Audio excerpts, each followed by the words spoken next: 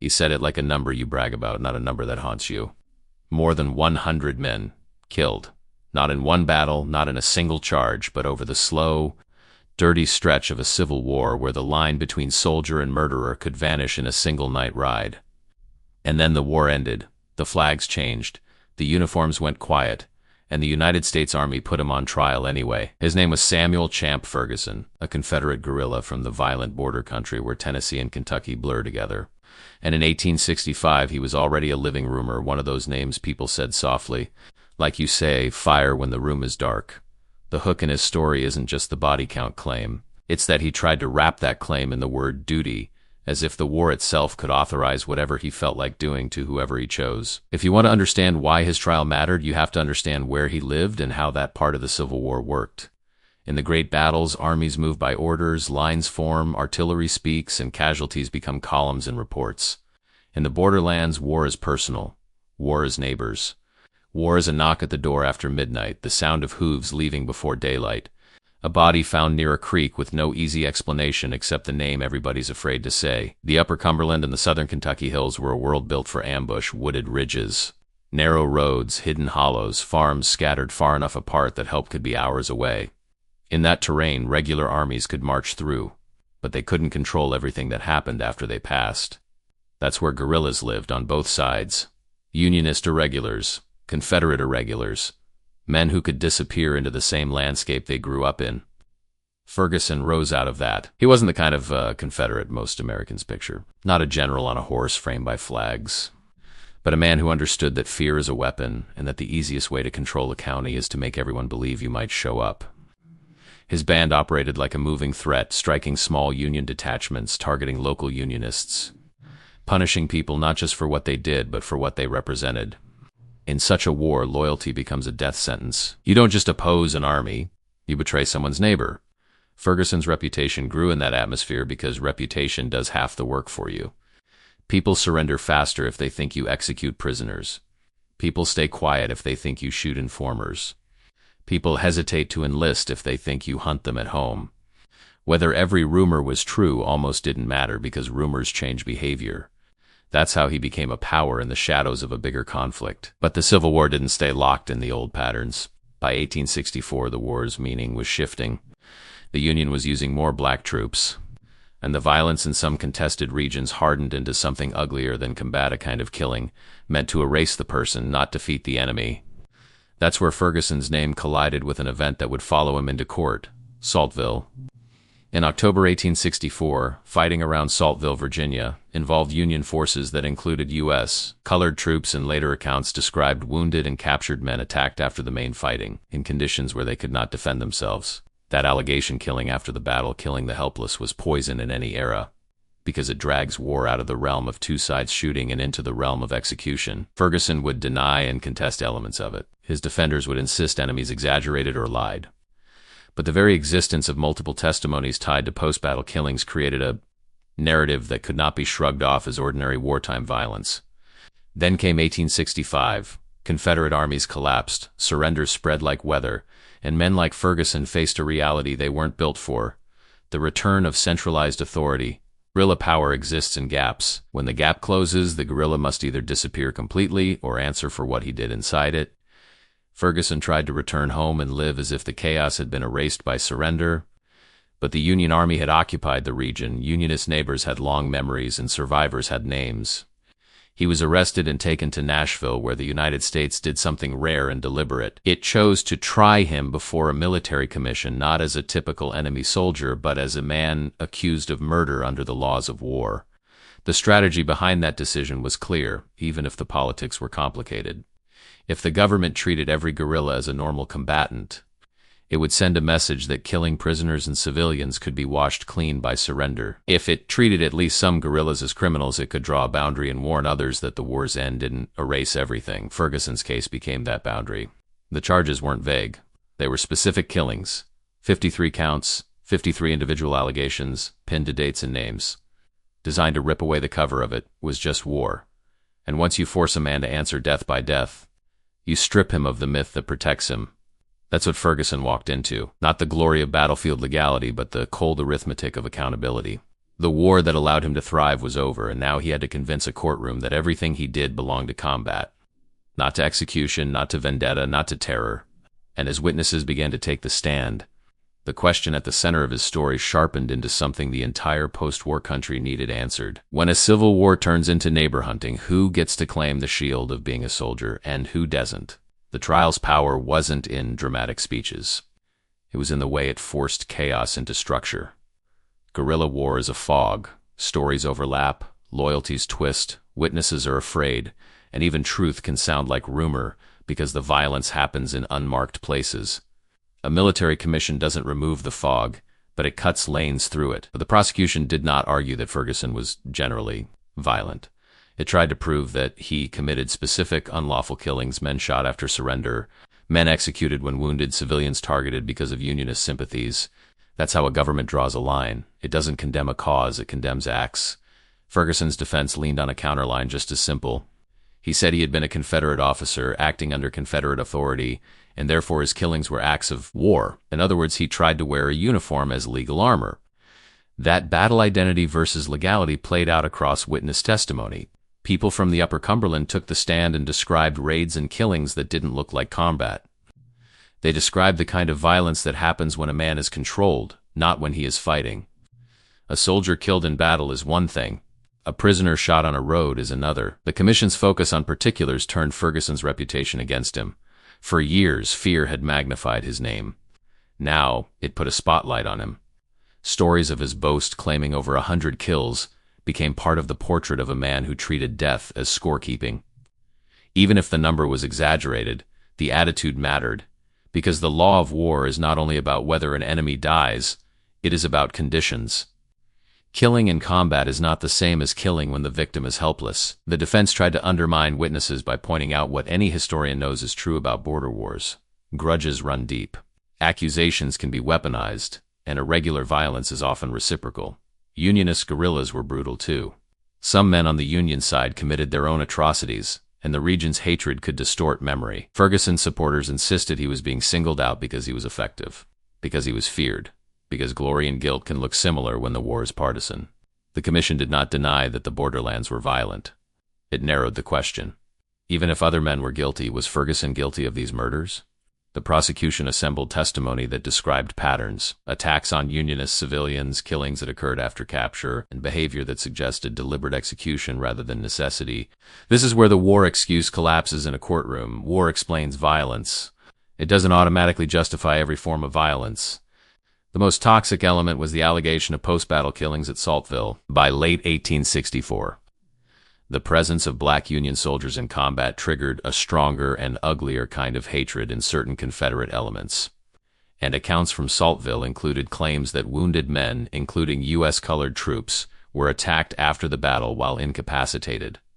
Whether every detail matched across every witness became a point of argument. But the core idea that men were killed when they could not resist was devastating.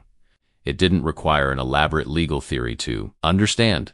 A battlefield is chaos. A hospital is not. A wounded man is not an active threat. When violence moves into those spaces, it changes its moral category. Ferguson denied wrongdoing and insisted the claims were exaggerated or misplaced. But denial is not itself a defense when multiple witnesses converge on a picture. The defense attempted to show that the region was saturated with violence and that Ferguson was being blamed for deaths caused by others. It pointed to contradictions, to the difficulty of verifying events in guerrilla conflict, to the possibility of mistaken identity. Those are not trivial concerns. Guerrilla war does generate unreliable testimony, and a legal system that pretends otherwise becomes propaganda. But the commission was not a jury of distant strangers. It was a body familiar with wartime realities, and it evaluated credibility in the way war courts often do, by consistency across independent accounts, by the plausibility of circumstances, and by whether a pattern emerges. 53 murder charges created an uncomfortable effect. Even if you doubt some, the sheer number suggests repeated behavior, repeated opportunity, repeated choice. It forces a listener to ask, how many times can misunderstanding happen before it becomes method? Ferguson's insistence that he was a legitimate combatant also ran into the Confederacy's own ambivalence about irregulars. Confederate authorities sometimes issued commissions to guerrillas, sometimes tolerated them in practice, and sometimes condemned them when they became a liability. That inconsistency created a gray zone Ferguson tried to exploit. The prosecution exploited it too, arguing in essence, a paper commission does not legalize execution. The commission's proceedings also carried a broader post-war purpose. The Union was trying to stabilize fractured regions where violence could continue after surrender. A public trial said, the government will identify and punish certain behaviors to prevent revenge cycles from becoming permanent. Ferguson therefore became more than a defendant. He became a test case for the boundary between combat and atrocity. The trial's atmosphere reflected that. His supporters saw persecution. His enemies saw overdue justice. Ordinary people saw a warning that the war's permission slip had expired. And by the time testimony closed, the question was no longer was he a Confederate. Everyone knew he was. The question was whether he had used the Confederacy as cover for killings that even war does not protect, and whether the United States was willing to say that out loud in formal language after 4 years of national bloodletting. The verdict came like a door shutting. Ferguson was convicted and sentenced to death. In one sense, the outcome wasn't surprising. The commission had built a case designed to convince itself repeatedly, and it had taken testimony that painted a pattern of unlawful killing. In another sense, the outcome was extraordinary precisely because it was rare. After a civil war, governments often choose broad amnesty to reduce bitterness, and they rarely execute many former enemies, because executions can create martyrs and inflame regions already soaked in grief. Ferguson's sentence therefore carried symbolic weight. It said the United States would not let certain forms of violence dissolve into, that's just what happens in war. It said there are acts that remain punishable even after surrender. Ferguson's response was what you'd expect from a man who survived by force. He insisted he was being treated unfairly, that witnesses were biased, that he was being blamed for wrongdoing committed by others, that his actions were wartime acts. But the psychology of the commission's decision wasn't interested in his self-image. It was interested in the categories of war. The Civil War, especially in border regions, made those categories hard to draw in the moment. The trial drew them afterward. That's what post-war trials do.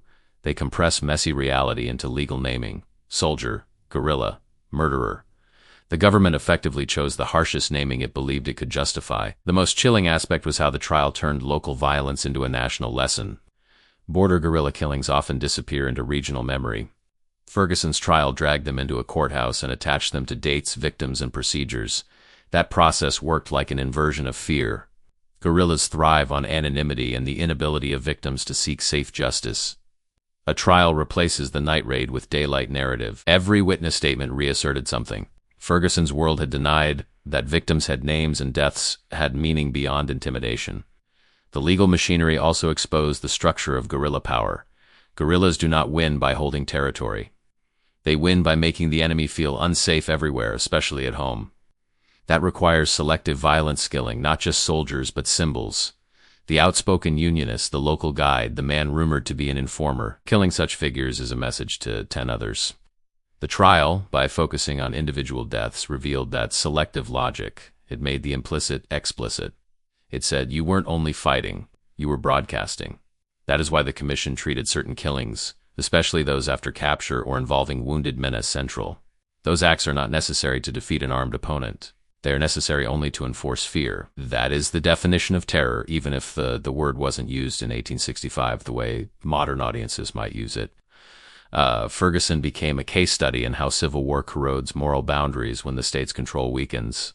Once violence becomes normalized, men begin to justify what they do by reference to identity rather than rules. They were unionists. They were enemies. They would have killed us. In such logic, the future becomes permission for present killing. Courts reject that logic because if they accept it, every death becomes self-defense in a story and justice becomes impossible. Still, even for those convinced Ferguson deserved punishment, the case contained discomfort. Why him and not others? Why were some guerrillas absorbed back into society and others executed? The answer is partly evidence and partly politics and partly the need to make examples. Ferguson's trial had enough testimony to build a conviction, and his reputation made the example loud. Those two things together are powerful. The execution approached as a final act of state power, and in the details you can see how post-war America tried to reset itself. Ferguson was held at the Tennessee State Prison, and reports describe him spending his final days writing. pleading, still insisting on versions of his innocence. His family's presence at the end is often mentioned, a reminder that even the guilty are not abstract. That does not erase the victims, it complicates the scene. A hanging is not a battlefield death, it is deliberate, it is time-scheduled. It is rope-measured. It is a trapdoor built. That deliberateness is the point, the state reasserting control over violence. On October 20th, 1865, he was hanged. The war had ended months earlier. Appomattox was history. The country was stumbling into reconstruction. Yet the rope fell anyway because the government wanted a message to outlast the war's noise. Certain killings are not forgiven by surrender. Ferguson's death made his story even more durable. Supporters could now speak of martyrdom, enemies of justice, and both sides could polish their narratives. That polishing is why his name survives in search bars. The structure of the story is irresistible. A notorious guerrilla claims a triple-digit body count, is charged with dozens of murders, and becomes one of the few Confederates executed after trial for wartime killings. It feels like true crime embedded in war history, with a courtroom acting as the final battlefield. But the deeper reason it persists is that it forces a modern mind to confront a hard truth. Not all violence in war is the same, and civil wars are uniquely good at producing men who can convince themselves that personal vengeance is patriotic duty. Ferguson's trial tried to separate those things with the only tool a post-war state truly has, law and owning. The separation would never be perfect, knowing some guilty men would escape, knowing some accusations might be colored by hatred, and choosing to draw a line anyway. Whether the line was drawn exactly right can be debated. What cannot be debated is that the line was drawn because without it, the Borderlands War would have bled into the peace indefinitely. Ferguson did not die because the government wanted revenge for the Confederacy. He died because the government wanted to end the guerrilla logic that said the war authorized execution. And as the trapdoor opened, his story became a warning that still echoes. You can hide inside a war for a while. But if you turn war into a license to kill the helpless, the war's end can turn into a trial, and the trial can turn into a rope. Now step back and look at what the Champ Ferguson case actually reveals about the Civil War, especially to an American audience that grew up on Gettysburg speeches and battlefield maps. The war wasn't only two armies colliding, it was also a slow collapse of everyday trust in certain regions where law broke down and violence became the language of politics. In that environment, guerrilla is not a romantic word. It is often a euphemism for a kind of localized terror. Guerrillas thrive where the state cannot protect you, because protection is what makes people believe they can live without private armies. When protection breaks, men who are willing to kill take control, because fear moves faster than any paper authority. Ferguson didn't invent that, he exploited it. He learned the Borderlands rules: allies are temporary. Enemies are personal, and the best weapon is not always a bullet, but the story of what you might do. That is why his alleged boast about killing over 100 men matters less as a precise statistic, and more as a psychological signal. A man who counts bodies as proof is a man who has turned killing into identity. Once killing becomes identity, it becomes self-justifying. Every new death becomes confirmation of who you are. That mindset is how atrocities become sustainable. It removes the internal brake. The Civil War's border violence also shows how quickly brutality becomes reciprocal. Unionist guerrillas and Confederate guerrillas both committed abuses. Communities split and then reinforced their splits through revenge. Each side told itself a story where the other started it, and those stories gave permission for the next raid. In such a climate, the concept of innocence becomes fragile, because association becomes evidence. You are guilty because you spoke to the wrong person, because your cousin joined the wrong side, because you were seen at the wrong house. Ferguson's band, according to many accounts, used that logic ruthlessly, targeting not only soldiers but men labeled as Unionist sympathizers. That kind of targeting is a strategic choice. It makes neutral behavior dangerous, which forces people to choose sides or pretend. Either way, it fractures society more deeply. That is why the government's post-war problem was bigger than punishing Ferguson. The problem was ending the pattern. A state can rebuild roads and courts, but it cannot acidly rebuild trust. Trials and executions are one blunt attempt to do so, to show that violence has consequences, to discourage imitation, and to signal that the era of private war is over. Ferguson's execution was rare, which is part of its significance. The United States did not pursue mass executions of former Confederates for the simple reason that mass punishment after Civil War can reignite war. So selecting Ferguson was a deliberate compromise between justice and stability. It was a message aimed at extreme behaviors, not at ordinary soldiers. In that sense, the trial also functioned as a boundary-making ritual. It said, you may have fought, you may have killed in battle, you may go home. But if you executed prisoners, killed wounded men, or hunted civilians under the cover of war, you do not get the same closure. That boundary matters because without it, the war becomes morally meaningless and legally ungovernable. Critics can argue that other men should have been tried too, and they may be right. But post-war states rarely punish all criminals. They punish some as examples, and that is one reason history remains bitter. Ferguson's case sits inside that bitterness. Supporters framed him as a Confederate persecuted under Victor's justice. Enemies framed him as a monster finally stopped. Historians living in the evidence try to avoid both simplifications. They acknowledge that border testimony can be biased and that myths grow easily around feared men. They also acknowledge that the commission charged him with a very specific set of killings and that it found the evidence sufficient to convict. The ethical weight of alleged killings of wounded and prisoners, particularly in the context of Saltville and the involvement of Black Union troops, remains central because it exposes a deeper ugliness that in some parts of the war, race and dehumanization intensified the violence beyond battlefield necessity, even if a viewer doesn't know every detail of Saltville. The moral shape of the allegation is immediately understandable. Killing a man who cannot fight is not combat. It is extermination behavior, a signal that the enemy's humanity doesn't matter. The state cannot tolerate that and still call itself a state. That's why Ferguson's story still performs so well on modern platforms. It combines war history with a question audiences can't stop thinking about. Can a man hide murder inside a uniform? The answer, in Ferguson's case, was not forever. The trial stripped away the romantic idea that guerrillas are simply resourceful fighters and force the public to confront the intimate violence that civil wars produce. It also shows how a nation tries to heal by naming. Naming is powerful. When you name a death as murder, you are saying it was wrong, not just unfortunate. When you name the killer as criminal, you are saying the war did not sanctify him. When you hang him, you are stating that the future will not be built on his logic, and yet naming is not magic. The borderlands did not become peaceful overnight. Revenge did not evaporate. People did not suddenly trust again. But the Ferguson trial and execution created a reference point for the government to say, from here forward, we will try to rule, not merely occupy. That is the real lesson behind the sensational headline. Not he killed 100 men, but civil war creates spaces where men believe they can kill with impunity. And the end of war is the moment the state decides whether to punish that impunity or let it become tradition. Ferguson wanted his killing to be remembered as service. The commission wanted it remembered as murder. That conflict, duty versus crime, war's permission versus law's boundary, is why his story still rises above thousands of other names from the Civil War. It is a story about a man, yes, but more than that, it is a story about what happens when a nation breaks, and how hard it is to put the rules back together once blood has taught people that power comes from fear.